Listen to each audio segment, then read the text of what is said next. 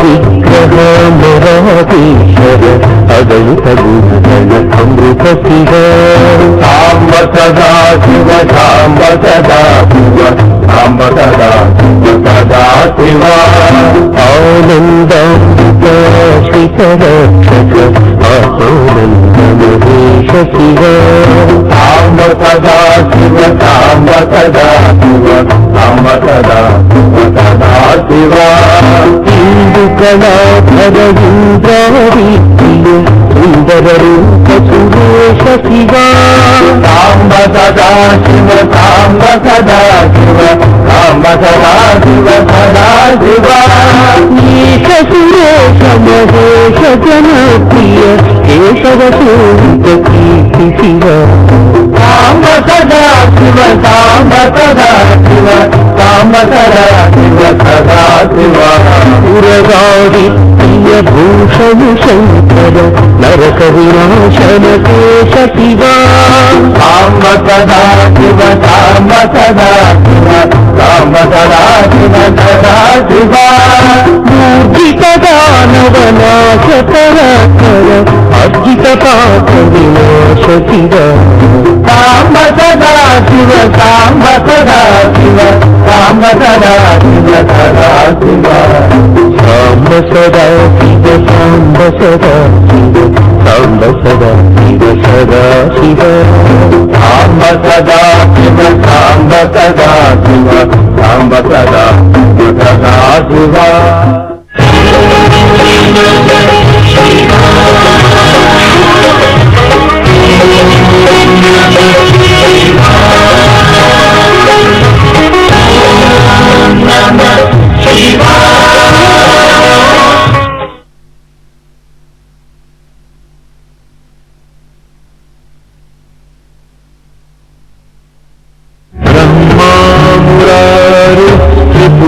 త్రిపురాంతకారీ భాను శశి భూమి సుతో బుధశ్చ గురుశ్చ శుక్రః శని రాహు కేతవః కుర్వంతు సర్వే మమ సుప్రభాతం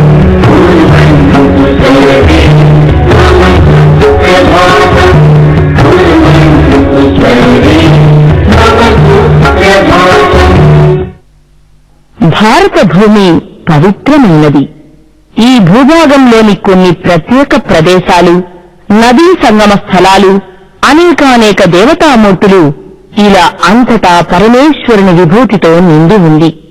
సామాన్య ప్రజానేకం సహితం సేవించుకోవడానికి వీలుగా వారి వారి మనోవాంఛలను తీరుస్తూ వారి జీవితాలలో శాంతిని నింపుతూ ప్రత్యేక మాహాత్మ్యం కలిగి దైవశక్తిని కృపలను వెదజల్లుతున్న క్షేత్రాలన్నింటిలోనూ మకుటాయమానమై సృష్ట్యాది నుంచి ఉన్నట్లుగా చెప్పబడుతున్న దివ్య క్షేత్రం కాశీక్షేత్రం. కాశీక్షేత్రంలో పరమేశ్వరుని తెలుసుకున్న బ్రహ్మాది దేవతలతో పాటు దిక్పాలకులు, ఋషులు, మునులు, నాగులు, అసురులు, యక్ష, సిద్ధులతో పాటు మానవులు కూడా కాశీలో శివుని గురించి తపస్సు చేశారు. వారి వారి పేర్లతో లింగాలను స్థాపించి కృతార్థులయ్యారు, చరితార్థులయ్యారు. అందుకే కాశీక్షేత్రంలో అసంఖ్యాకమైన శివలింగాలే కాక విష్ణు, రామ, గణపతి, దుర్గా, లక్ష్మి, ప్రమథగణ నాయకులు ఇత్యాది 33 కోట్ల దేవతలతో సహా పరమశివుడు భక్తజన కోటిని అనుగ్రహించి తరింపచేస్తున్నాడు. పంచక్రోశ పరిమితమైన కాశీ పట్టణ భూమిపై అడుగుపెట్టిన ప్రతి భావుకుడికి ఒక విధమైన ఆధ్యాత్మిక చైతన్యం అనుభవంలోకి వస్తుంది. అహం కాశీ గమిష్యామి తత్రైవ నివసామ్యహం అంటే నేను కాశీ వెళతాను, అక్కడే నివసిస్తాను అని ఎల్లప్పుడూ చింతన చేసే భక్తుడికి కూడా మోక్షాన్నిస్తుందని పురాణ వచనం. కాశీ అనే నామానికే అత్యంత మాహాత్మ్యం ఉంది. కాశ్యచేతు ప్రకాశతే ఇది కాశీ అని బ్రహ్మవైవర్త పురాణం చెబుతోంది. కాశీ అంటే ప్రకాశించేది అని అర్థం. దేవతలు ప్రకాశ స్వరూపులు. జ్ఞానరూపమైన పరబ్రహ్మమే కాశీ. అందుకే కాశీనామ స్మరణ, ఉచ్చారణ, శ్రవణ, ధ్యాన, జప పూజనాలు అత్యంత పుణ్యప్రదాలుగా భాష్యిస్తున్నాయి. అలాగే కాశీనగర ప్రవేశం, దర్శనం, ఆశ్రయం, నివాసాలు పాపనాశన హేతువులుగా చెప్పబడుతున్నాయి. ఇక కాశీక్షేత్రంలోని గంగా స్మరణం, దర్శనం, స్నాన పాన పూజనములు కూడా పాపహరణాలే. శతయోజనాల దూరంలో ఉన్న మానవుడు కూడా గంగను స్మరిస్తే సర్వ పాపాల నుండి విముక్తి పొందుతాడు, విష్ణులోకాన్ని చేరుతాడు. కాశీ నేల పృథ్వీగా, గంగ జలంగా, విశ్వేశ్వరుడు అగ్నిలింగంగా, ఇంకా వాయురాకాశాలు అన్నీ పంచభూతాలుగా పరమ పవిత్రమైనాయి. కనుకనే కాశీని చతుర్దశ భువనాల్లోనే ఒక ప్రత్యేకత కలిగిన క్షేత్రంగా పేర్కొన్నారు. పునరావృత్తి రహిత మోక్షాన్ని ప్రసాదించే ఈ కాశీ క్షేత్రంలో శివరూపంలో ఉన్న పరబ్రహ్మ స్వరూపం కాశీనగరమైతే, అర్ధచంద్రాకారంగా నగరాన్ని ఆనుకుని ప్రవహిస్తున్న గంగ ఆయన శివలో పెరిమిన జాబిల్లిగా గోచరమవుతూ ఉంటుంది.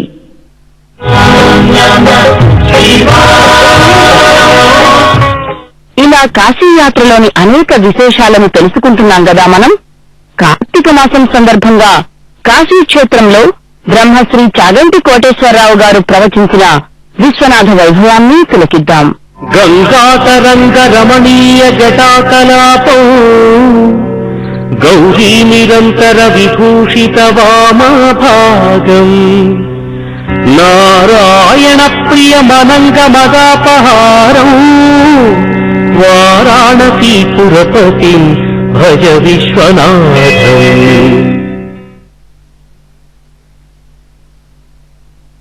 అనిశము మన చేత అవిముక్తమయ్యుంట ముగ్ధాక్షి ఇది అవిముక్తమయ్యే.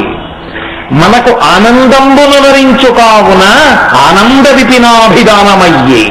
దీన్ని ఆనంద కారణము, ఆనందవనము అని పిలుస్తుంటారు, ఆనంద కారణము అని పిలుస్తారు. ఎందుకు పిలుస్తారో తెలుసా? అడిగే ఆనంద కారణములకు అంటారు, ఆనంద కారణానికి వెళ్ళొచ్చాడు ఆయన అంటారు. ఎందుకని అంటే ఇది మనకి ఆనందాన్ని ఇస్తుంది పార్వతి అన్నాడు. ఈ పట్టణం అంటే ఆయనకు అంత ఇష్టంట. ఆయన ఇక్కడే తిరుగుతుంటాడు, ఎప్పుడు ఇక్కడే బయటికి వచ్చి వైశ్వదేవం చేసినటువంటి వాళ్ళు ఎవరైనా ఉంటే అన్నం తిందామని ముక్తి మంటపంలో తిరుగుతూ ఉంటాడు.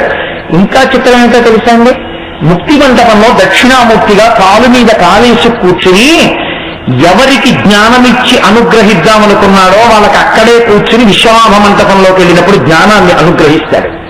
అంత గొప్ప క్షేత్రం కాశీక్షేత్రం.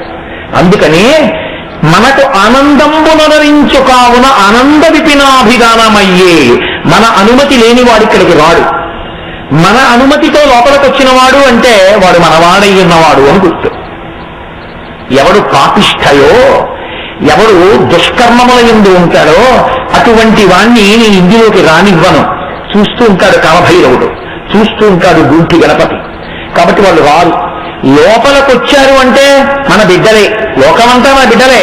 కానీ వీళ్ళు మన ప్రేమని పొందినవారు. కాబట్టి తల్లిదండ్రులకు అత్యంత ప్రీతిపాత్రమైంది ఏంటి? తమ బిడ్డల్ని చూసుకోవడం. ఒక స్థితిలో పెళ్లి చేసుకోవడం ఇష్టం, ఒక స్థితిలో డబ్బు సంపాదించడం ఇష్టం.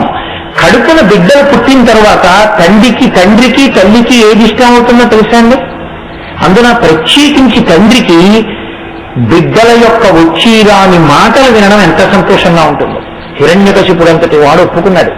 ఆయన అన్నాడు, ఆ పిల్లల మాటలున్నాయే అవి జనకులకు కర్ణయుగలి సద్భూషణములున్నాడు. చెవులకు పెట్టుకున్న ఆభరణాలు లాంటివి వచ్చిరాని మాటలు పిల్లలని.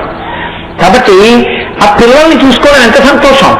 కాశీ పట్టణంలోకి వచ్చాడు పిల్లాడు, ఇక్కడికొచ్చి ఉన్నాడు. ఎవరికి ఆనందం అవుతుంది? ఇప్పుడు ప్రేమ యందు మనమే లోకానికంతటికీ తల్లిదండ్రులు. వాగర్భాయుగు సంవృత్తం వాగర్భ ప్రతిపత్తయే జగతపితరం వందే పార్వతీ పరమేశ్వరవు. అటువంటి మనకి మన పిల్లలు ఇంటికి వస్తే చూసుకుని విడిచిపోతాం. మళ్ళీ 9 రోజులు ఉన్నాం, 10 రోజులు ఉన్నాం, 3 రోజులు ఉన్నామని వాళ్ళు వెళ్ళిపోతుంటే అదిగో వెళ్ళిపోతున్నారు, వచ్చారు, ఇన్నాళ్ళు ఉన్నారు, వెళ్ళిపోతున్నారు, ఏమిటో మళ్ళీ ఎప్పుడు వస్తారో, మళ్ళీ ఎప్పుడు సంకల్పం చేసుకుంటారో అని మనకి దంగగా ఉంటుంది. మళ్ళీ ఎవరో పిల్లలు వస్తూ ఉంటారు, మళ్ళీ ఆ పిల్లల్ని చూసుకుని కాసేపు ఈ పిల్లల గురించి మర్చిపోతూ ఉండడం. ఏదో పెద్ద కొడుకు వెళ్ళాడు, రెండో వాడు వచ్చాడు, రెండో వాడు వెళ్ళాడు, మూడో వాడు వచ్చాడు, మూడో వాడు వెళ్ళాడు, ఏడో వాడు వచ్చాడు. సంతోషం కాదు? అలా మనకి ఆనందం ఇస్తూ ఉంటుంది ఈ పట్టణం. మనకి ఆనందంబు నరవించుకావున ఆనంద విపినాభిధానమయ్యే సంవసింపు మహాశ్మశాన భూములనే కాన నేనుంట మహాశ్మశానమయ్యే. దీన్ని ఇక్కడికి వచ్చినటువంటి వాళ్ళు మహాశ్మశానే అని సంకల్పం చెప్తారు. ప్రాయశ్చిత్తం చేసుకునే వాళ్ళు వింటారు సంకల్పంలో మహాశ్మశానే అంటారు. ఎందుకు మహాశ్మశానం అని పేరు వచ్చింది అంటే పరమశివుడు సాకారంగా ఆయన తనంత తానుగా వచ్చి కూర్చున్నాడు అనుకోండి, శ్మశానం అని గుర్తు. అదేంటండి ఆయన కర్మ అలా ఎందుకు కూర్చోవడం అని మీరు నన్ను అడగచ్చు. పార్వతీదేవి అడిగింది ప్రశ్న ఒకసారి, ఏమంటే ఎందుకంటే మీరు ప్రయత్నపూర్వకంగా శ్మశానంలో ఉంటారని అడిగింది. మహాభారతంలో అనుశాసనిక పర్వంలో అడిగింది. అడిగితే పరమేశ్వరుడు దానికి కొన్ని కారణాలు చెప్పాడు. పార్వతి, లోకంలో ఉగ్రమైనటువంటి భూతములన్నీ శ్మశానంలో ఉంటాయి. అవి పుణ్యకార్యాచరణమును అంగీకరించవు. కాబట్టి ఎవరైనా పుణ్యకార్యం చేస్తున్నారంటే వాళ్ళకి విఘ్న రూపంలో పెడతాయి, వాళ్ళని పాడు చేస్తాయి, వాళ్ళని చేయనివ్వవు.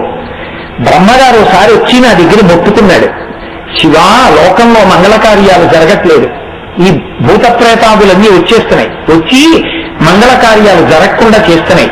కాబట్టి లోకంలో ఎవరైనా మీ బిడ్డలేగా, 10 మంది కొడుకుల్ని కంటే 9 మంది గొప్ప ఉన్నత విద్యావంతులైనా ఒకడు జైలులోనైనా వాడికి తండ్రేగా.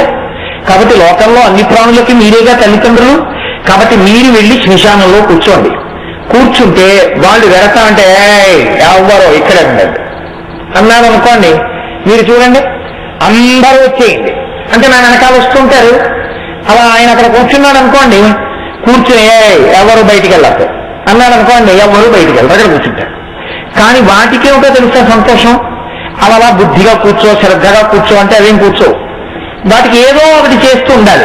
అందుకని ఆయన ఏం చేస్తుంటారంటే కాసేపు తాండవం చేసి వాటిని ఏమారుస్తుంటారు. అందుకని లోకాల్ని రక్షించడానికి నన్ను బ్రహ్మ కూర్చోమని ప్రార్థిస్తే వెళ్ళి కూర్చున్నాను పార్వతి. చేత కాని వాడిని కాదు, నేనక్కడ కూర్చోపోతే వీళ్ళు ఏ పుణ్యకార్యం చేయలేరు, నేను కూర్చున్నాను కాబట్టి చేసుకుంటున్నారు. శివనింద చేస్తే సరే అయితే వెళ్ళండ్రా అన్నారు అనుకోండి, వాళ్ళ బతుకు అయిపోయినట్టే. కాబట్టి శివనింద చేయకూడదు, మహాపాపం. అందుకు కూర్చుంటాను, ఒకటో కారణం. రెండో కారణం ఏంటో తెలుసా, బ్రతికున్నంత కాలం ఇలా చూపించి దీనికి సంబంధించిన విభూతి ఏదో ఒకటి చెప్పి నా అంతవాణ్ణి నేనంటాడు. నేను పొడుగ్గా ఉన్నాను, నేను తెల్లగా ఉన్నాను, నా జుట్టు నల్లగా ఉంది, నేను ఈ కులం, నేను ఈ పండితుణ్ణి, ఏదో చెప్తాడు. ఒక్కసారి ఊపిరి పైకొచ్చేశాక దాన్ని తాటికేసి కత్తి తీసుకొస్తారు. తీసుకొచ్చేసిన తర్వాత దాన్ని కాల్చుకుంటారు. అప్పుడు వాళ్ళు అందులోంచి బయటకు వచ్చి చూసుకుంటుంటారు. అప్పుడు నేను పండితుడిని, నేను తెల్లగా ఉంటాను, నేను పొడుగ్గా ఉంటాను, నా జుట్టు నల్లగా ఉంటుంది, నాకు శ్లోకాలు వచ్చు, వ్యాఖ్యానాలు వచ్చు, నేను అధికారిని, నీ డబ్బున్నవాణ్ణి, ఇదేం లేదు. ఇంతమంది ఇన్ని చెప్పి నేను ఇది నేనది వాడికన్నా ఇంత గొప్పవాణ్ణి అన్న వాళ్ళందరూ అక్కడ ఒక్క చోట సమానంగా నిలబడతారు పార్వతి. అప్పుడు చూడాలి తమాషా, అది చూడ్డానికి నించుంటారు. మూడో కారణం ఏంటో తెలుసా, బతికి ఉన్నన్నాళ్ళు నా